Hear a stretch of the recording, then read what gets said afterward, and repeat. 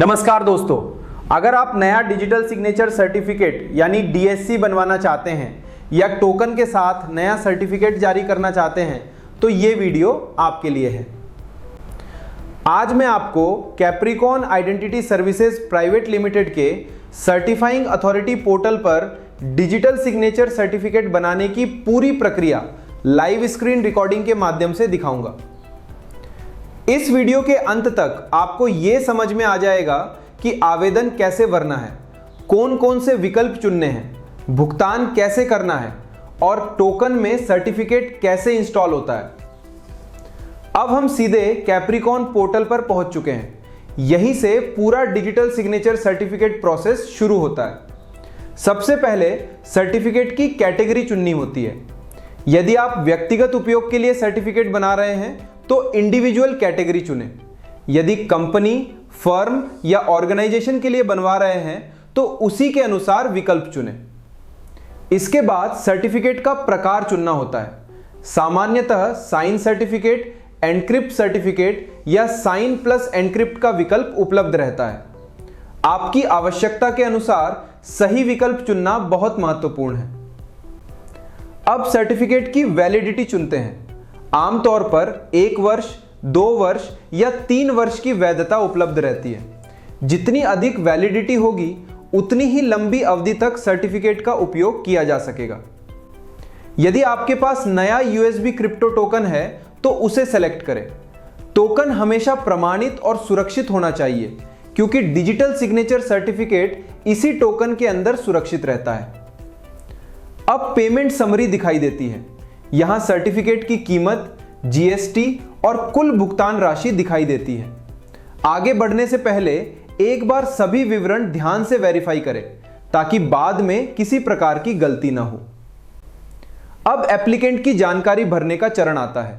यहां एप्लीकेंट का नाम, मोबाइल नंबर, ईमेल आईडी तथा अन्य आवश्यक विवरण सही दर्ज करें। ध्यान रखें कि यही मोबाइल नंबर और ईमेल वेरिफिकेशन के लिए उपयोग किए जाएंगे।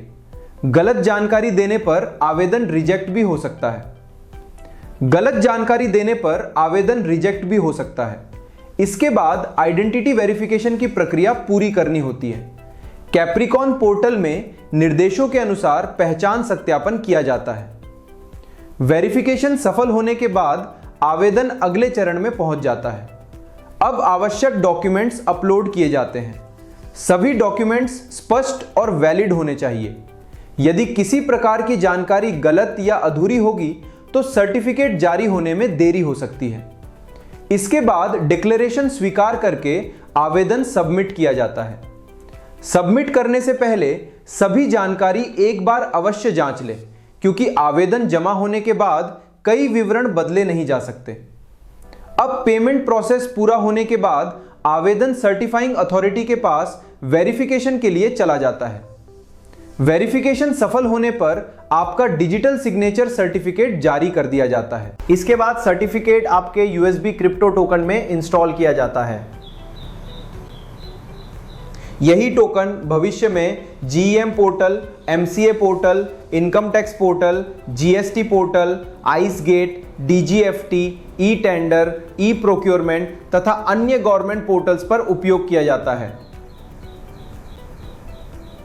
यदि आपका टोकन पहले से मौजूद है तो उसी टोकन में नया सर्टिफिकेट भी इंस्टॉल किया जा सकता है। सर्टिफिकेट इंस्टॉल होने के बाद उसे वेरीफाई करना आवश्यक है ताकि यह सुनिश्चित हो सके कि सिग्नेचर सही प्रकार से कार्य कर रहा है। अब आपका डिजिटल सिग्नेचर पूरी तरह तैयार है और उपयोग के लिए उपलब्ध है। यदि आपको digital signature certificate, USB token, renewal, new DSC, organisation DSC, DGFT DSC, GM DSC या किसी भी गवर्नमेंट पोर्टल के लिए सहायता चाहिए तो हमसे संपर्क कर सकते हैं। हम पूरी प्रक्रिया में आपकी सहायता करते हैं। अगर यह वीडियो आपको उपयोगी लगा हो तो इसे लाइक करें, चैनल को सब्सक्राइब करें और बेल आइकन अवश्य दबाएं। धन्यवाद।